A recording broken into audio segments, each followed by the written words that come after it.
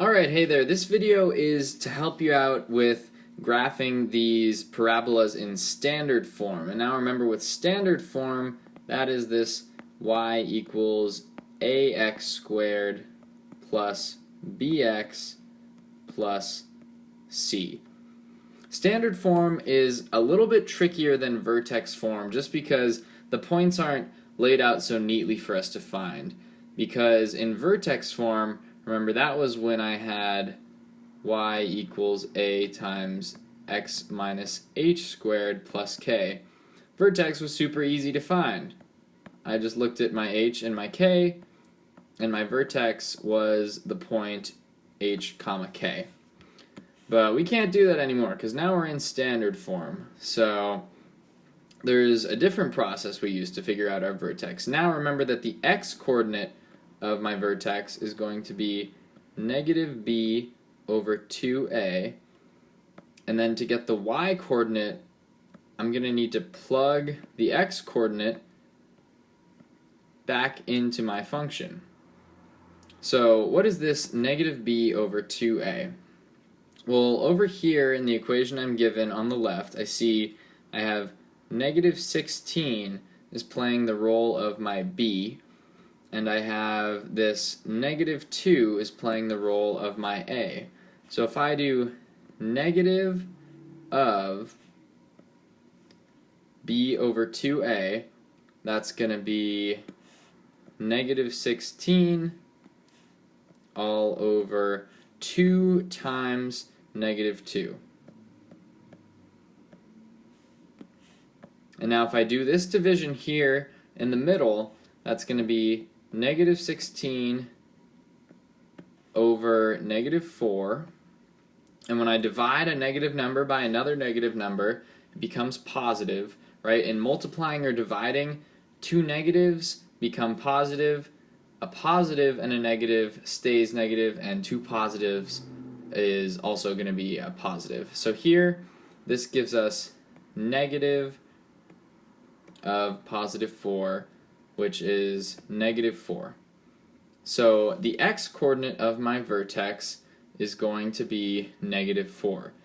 Now to figure out the y-coordinate, I need to plug negative 4 into this equation that I've got up here.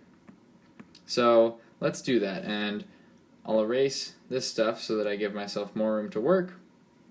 We know our x-coordinate is negative 4, so when we plug that in, we're going to get y equals negative 2 times negative 4 squared minus 16 times negative 4 minus 35. Super important here, make sure that you are careful with your parentheses and your negative signs. So I want to do what's inside the parentheses first, and then I want to do exponents, right, if I'm using PEMDAS. So first thing I need to do here is let's square this negative 4. When I square a negative number, I get a positive number, so that's going to be positive 16, and that's all being multiplied by negative 2. Here I have negative 16 times negative 4, and then minus 35. Now this first part is going to become negative 32, and now here I have minus 16 times negative 4, so when I multiply two negatives they become positive, and I get positive 64, and then minus 35. Now I can just add across, so I have first negative 32 plus 64, and that's going to be positive 32, and then I do minus 35, and the whole thing becomes negative 3. So after all of that work, we have finally found our vertex, and it is going to be the point negative 4 comma negative 3. Next part is I need to figure out some points that I can use to graph the rest of my parabola. So here's where symmetry comes in handy, because we know that the axis of symmetry, right, is going to be the x-coordinate of my vertex, which is x equals -4. So my whole parabola is going to be symmetrical on either side of this line at x equals -4. So once I figure out what's going on one half, I know what's going on the other half. And let's put our vertex here on the graph at -4, -3. So let's plug in a couple other points to figure out where this parabola is going. Remember, when you're graphing, you can plug in any points you want for x. So it's a good idea to plug in some points that are going to make your life easy, that aren't too tough to figure out. So let's go just one point to the right of -4, and let's see what happens when x is -3. For y, I'm going to get -2 times -3 squared minus 16 times -3 minus 35. So that's going to become -2 times +9, because I'm squaring a number. Any number squared is going to be positive, or at least any real number. Then -16 times -3.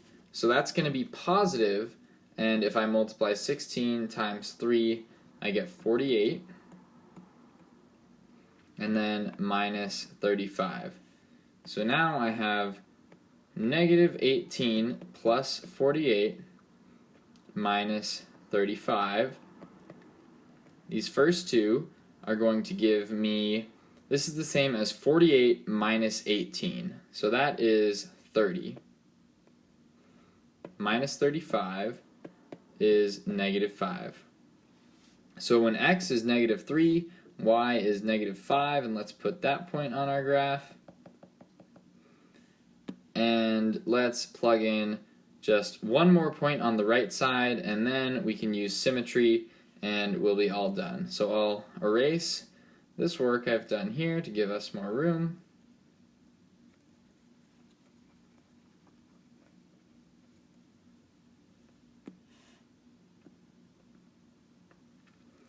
And let's do x is -2. Now I'm going to get -2 times -2 squared minus 16 times -2 minus 35. 35. There we go. Come on, touchscreen. Work with me. All right. -2 times +4 plus, because, again, I'm doing a negative times another negative, so I get plus 32 here, and then minus 35. So these two are going to combine to give me 32 minus 35 is -3, and then this part here is going to give me -8. So I have -8 minus 3 is going to be -11. So it goes a little bit off our graph, but maybe I can add in some extra marks here. So we have -9, -10, -11, and when x is -2, we're going all the way down to -11, and I'm basically done, because if I fill in this side of my parabola, I know it's symmetrical across the axis of symmetry, so the other side is going to be those same points but just reflected across my axis of symmetry. So if I go 1 to the left of -4, I'm also going to be at a y value of -5. If I go 2 to the left of -4, I'll also be back down here with -11. And that's my parabola in standard form. So the first step, whether it's in vertex form or standard form, is you want to figure out what that vertex is. The tricky part is it's just a little bit harder to find the vertex in this case. Second step is always going to be plugging in some points on either side of that axis of symmetry, and then using that to figure out what the whole graph looks like.